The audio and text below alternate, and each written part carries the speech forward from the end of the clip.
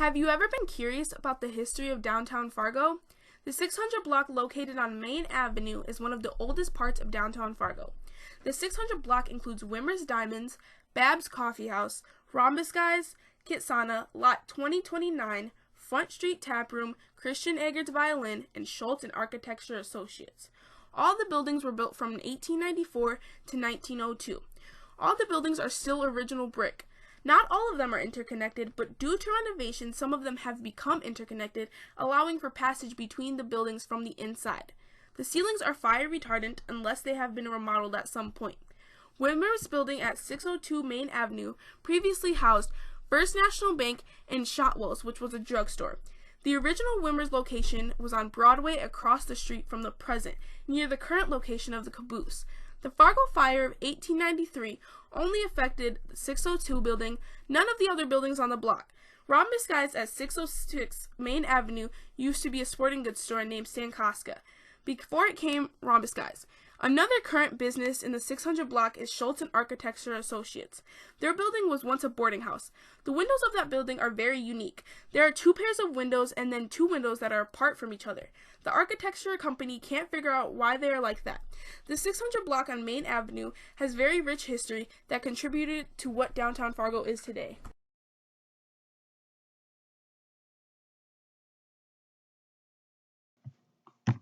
Did you know that there is a horse stable in downtown Fargo? The stable was built sometime between 1905 and 1910 after the Fargo Fire. It is made out of wood and has 2 floors. It was used to hold horses until about 1920. In the early 20th century, a construction company used this lot for a lumber and material yard.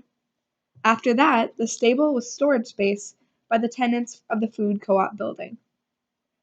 The horse stable is the only stable left in the core of downtown. Something we find pretty cool is the fact that over 100 years later, this historic stable was never torn down. Also located behind the stable was the Union Light heat and power gasometer. This large cylinder stored gas. Another building located nearby produced gas. Both of these buildings were later torn down. The stable is worth an estimated amount of $60,000 in its current condition. They have plans to renovate the stable into a restaurant occupied by a single tenant. During the renovation, old siding was removed, revealing an awesome gabled roof. The Kilburn Group will add electricity, bathrooms, new flooring, and windows. The Kilburn Group will spend anywhere from $250,000 to $500,000 repair the stable. There is now a sign on the horse stable that says future home of the Wild Tara Cider and Brewing.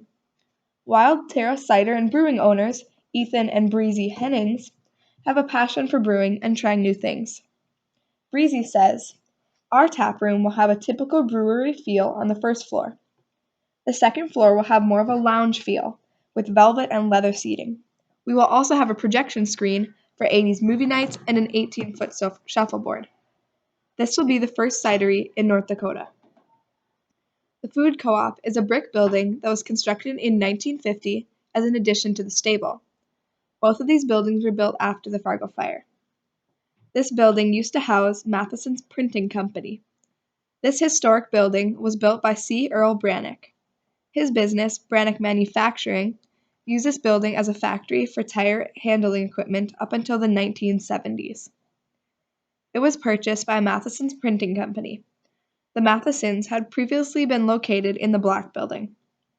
Matheson's Printing held residence in this building until December of 2015, when the Kilburn Group took ownership of the building. In 2017, Prairie Roots Food Co-op will be going into the building. The first floor will be a full grocery store where you can buy organic and locally grown products. Offices have been planned for both the second floor and the third floor addition. Outside, they hope to create outdoor seating and 2 store entrances. A large parking lot will allow for lots of space for people to park while they work or shop.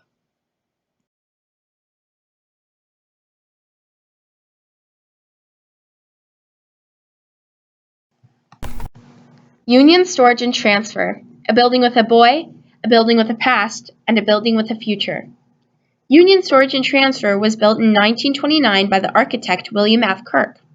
It was used as a creamery and storage unit for the Great Plains Food Bank, but after the businesses that used the building moved out, the building became run down and forgotten. Pipes burst and flooded the basement, and the whole building was crumbling.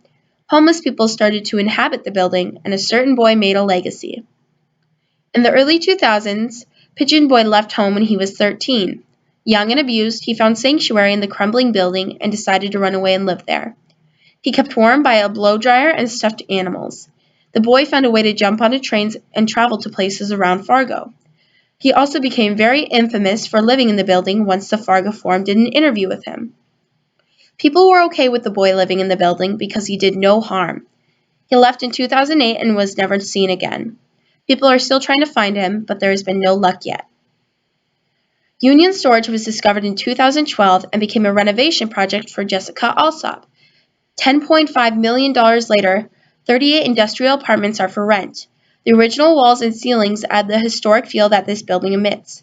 The building was a diamond in the rough, and now the new apartments shine with new age.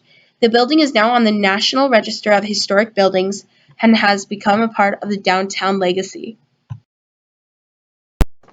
Limestone arches, stained glass windows, and a pipe organ. All of these are included in the exquisite interior of the First Presbyterian Church. Visiting this downtown sanctuary is like being transported to Scotland without having to leave the country. The Scottish Gothic Revival Stone Church has a stunning stained glass window, which is original to the building. It has also had 3 other locations, which are located where the Federal Post Office is today. The current location was built to accommodate for the needs of the larger congregation. The construction of the current chapel began in 1929, and the cornerstone ceremony was held on May 26, 1929. The Weston and Layton Studios in Minneapolis laid out the plans for the abundance of stained glass windows throughout the church. The interior of the sanctuary features buttresses, pointed arch windows with lofty interior spaces, and stone arches. The exterior of the chapel and the sanctuary's arches are built from Faribault, Minnesota limestone. The church has tried to preserve the architectural integrity of the structure. In the intent of trying to maintain the history of the sanctuary, the church decided to replace the flooring with new cork to match the original. For the 125th anniversary of the ministry in 2002, a major building project was undertaken. The extension consisted of additional office spaces, better supplied meeting and educational spaces, a new extended vestibule, and a large elevator for better convenience. You will not find another building in Fargo that looks similar to the First Presbyterian Church. It has a distinct exterior that sets it apart from other buildings. The iconic structure is a desirable place for people to worship downtown because of its inviting environment and its prestigious historical value.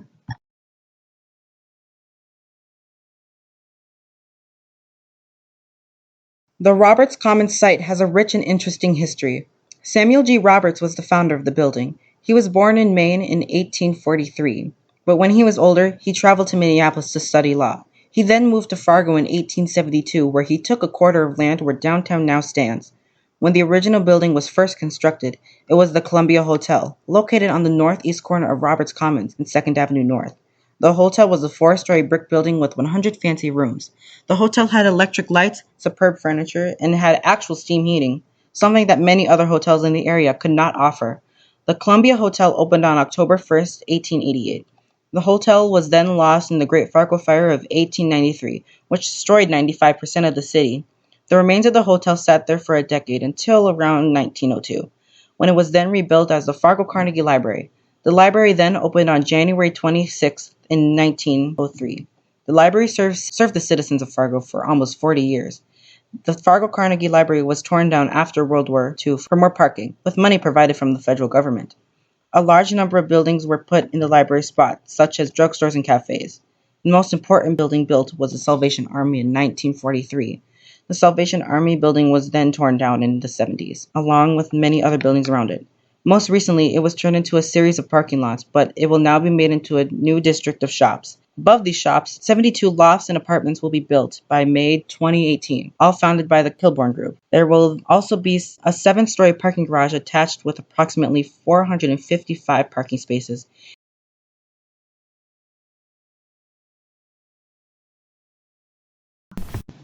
Congratulations! You've just visited the most photographed place in Fargo, North Dakota, the Fargo Theater and the Marquee. The Fargo Theater is a historic building that started construction on September 15th, 1925. It is the only theater in Fargo with a vaudeville stage. It took 6 months to build and cost $350,000. The theater was built by the architecture firm Buchner and Orth, based in the Twin Cities. It opened on March 15th, 1926, and its first movie shown was The Man on the Box, with tickets costing less than 10 cents. In 1937, the interior of the theater was updated to more of a modern art style.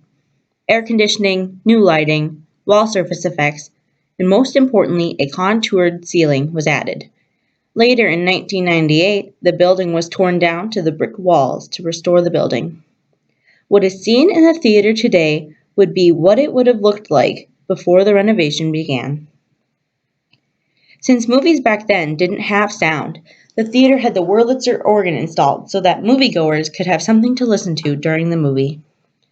The owners bought the Wurlitzer for $25,000. They used it as an advertisement to come and sit and listen to music. Later in the theater's history, when the movies started to have sound, the organ was used to play preludes to the movies.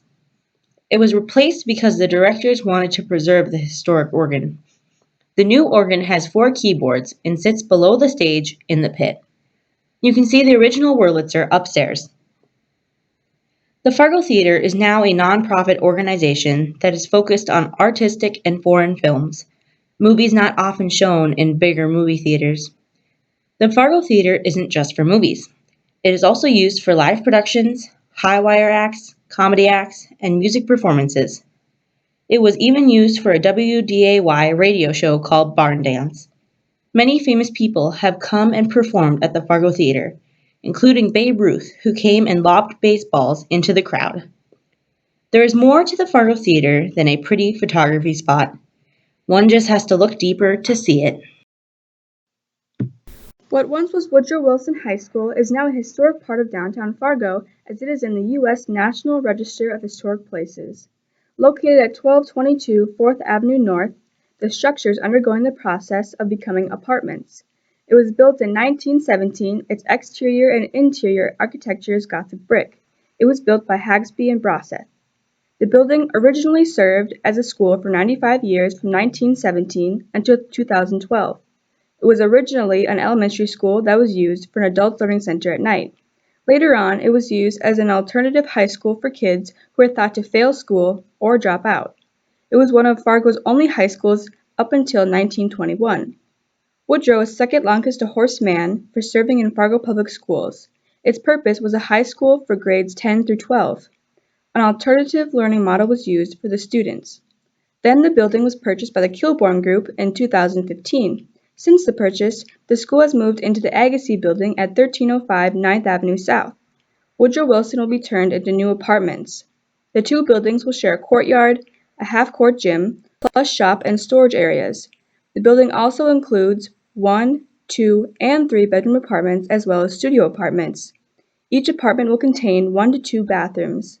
Some other features include a washer and dryer unit, wood-finished flooring, decks, and walkout patios with certain apartments, and 9-foot-tall windows. The buildings will have wireless internet, it will be pet-friendly, there will be rentable storage, interior mailboxes, and a lounge and gathering space.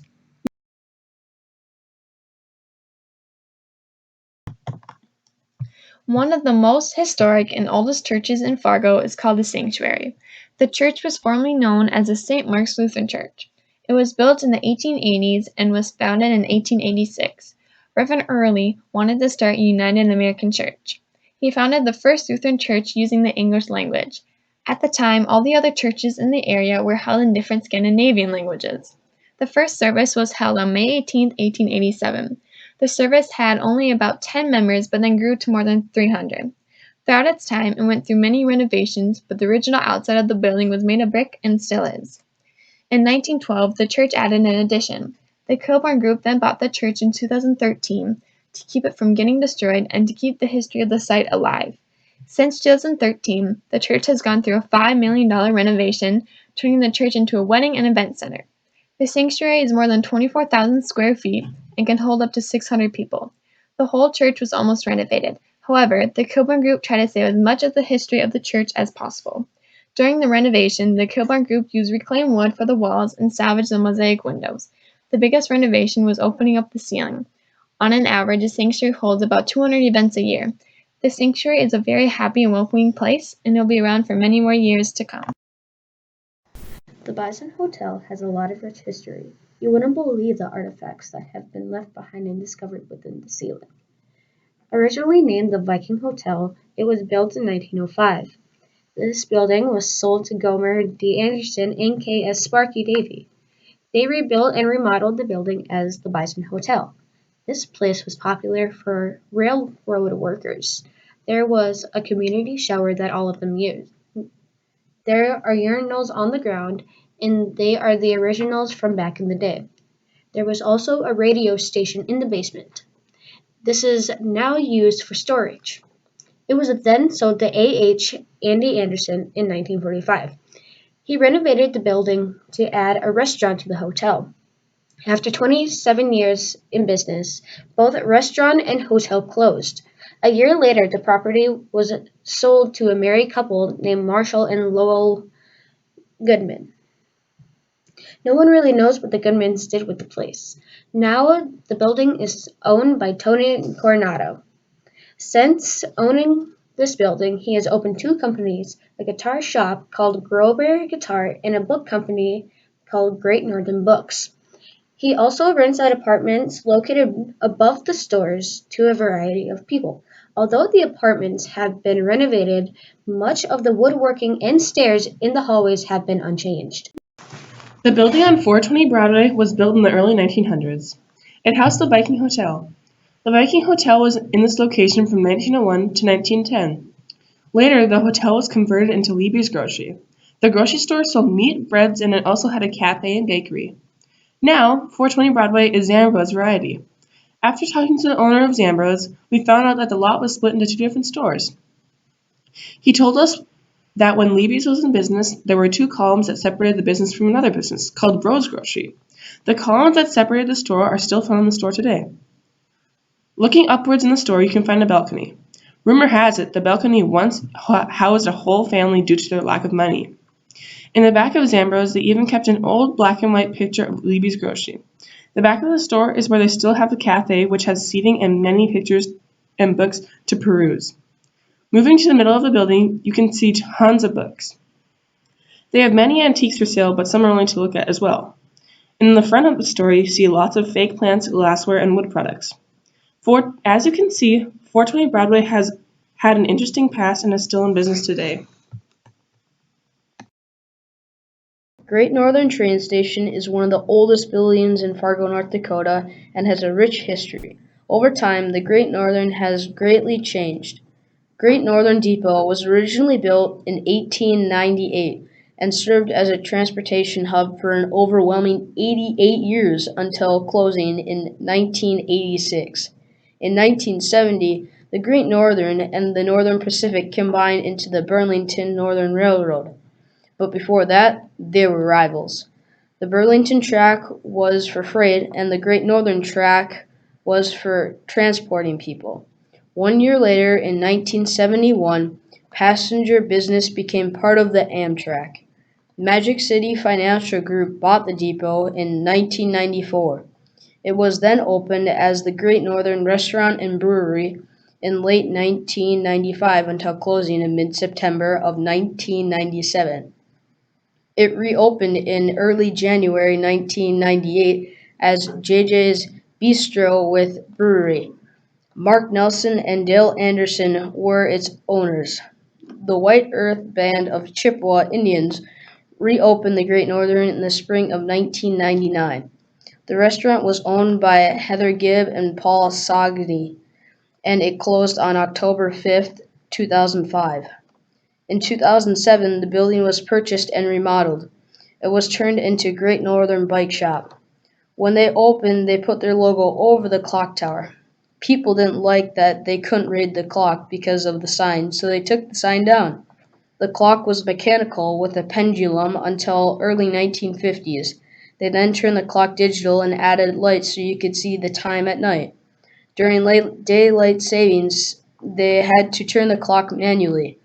But to get up there, you had to climb 4 flights of stairs. On the first floor, there is an original brick floor until the far back where there is wood flooring. The brick wall and the ceilings are original. Between the waiting rooms there are 2 ticket stands where you could purchase tickets for a train ride. One ticket booth was always open, but when it was busy, both ticket booths were open. In fact, the floor by the ticket booths is worn out from people standing there and getting their tickets. Owner Tom Smith said, "From transportation to transportation, from train to bike, it has been restored to its original roots."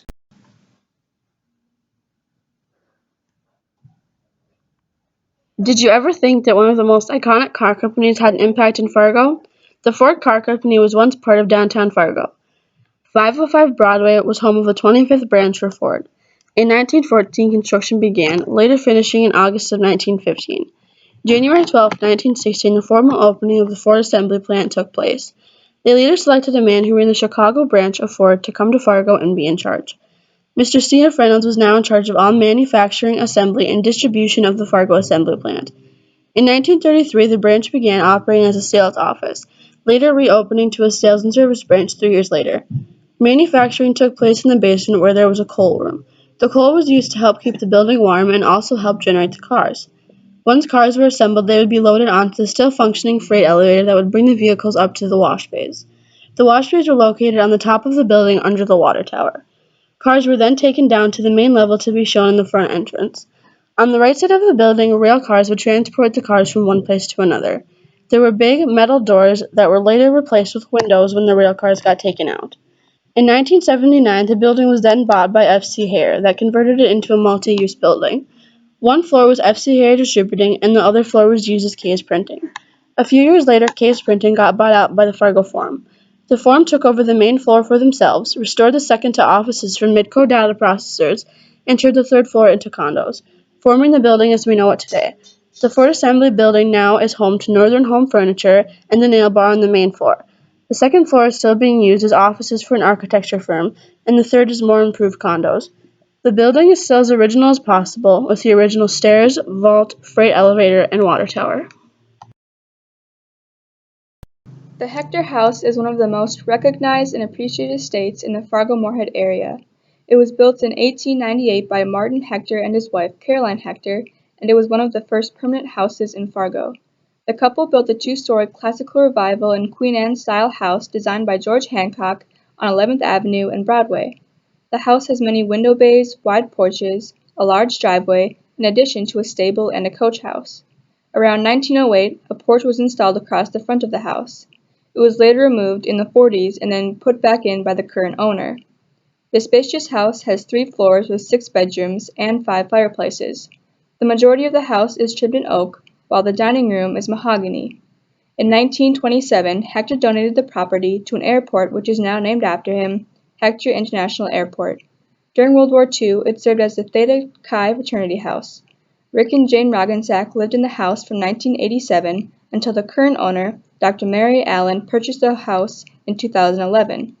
Since she moved in, she has made many remodels. Dr. Allen added extensions to the house as well as redoing the kitchen. She opened up multiple rooms and added plumbing and insulation. There's also a large staircase, crown molding, and beams throughout the estate. The house was featured on an episode of HGTV's House Hunters. Dr. Allen still occupies the home today. The Holes House was built in 1879 by the Prey brothers, who were a family of pioneer farmers. It is one of the oldest standing buildings in North Dakota. The James Hole House is 10 years older than the state of North Dakota and was admitted to the National Register of Historic Places in 1987. It was also one of the first buildings in Fargo to have electricity and was the first home to have a working telephone. The current owners of the Holes House are Celeste and Robert Stickup. They purchased the home in 2007 with plans to restore the history of the house. Originally, the walls were hand-stamped with designs made of plaster. The walls were double walls with 3-inch air spaces in between them, which makes the walls 15 inches thick. The Holes house was divided in half to make an apartment for James Hole's brother Andrew Holes when his farmhouse burned down. Andrew brought with him a stove from his home, which is still in the current owner's basement. Also, in the current owner's basement, they found a cistern used for storing water and greenhouse from which the house was built. After living in the home for a year, the owners found a greenhouse in the basement. The greenhouse is currently under repair due to the pipes freezing. Since living in the house, the Stickas made some renovations to restore the history of the home. The couple wanted to keep as many original features of the house as possible. During the renovations, they managed to salvage some of the original fixtures and doorknobs. The largest part of the renovation was changing the building from an apartment back into a home. Now the Stickas have been happily living in their home for 10 years and plan to keep the history of the house alive for many years to come.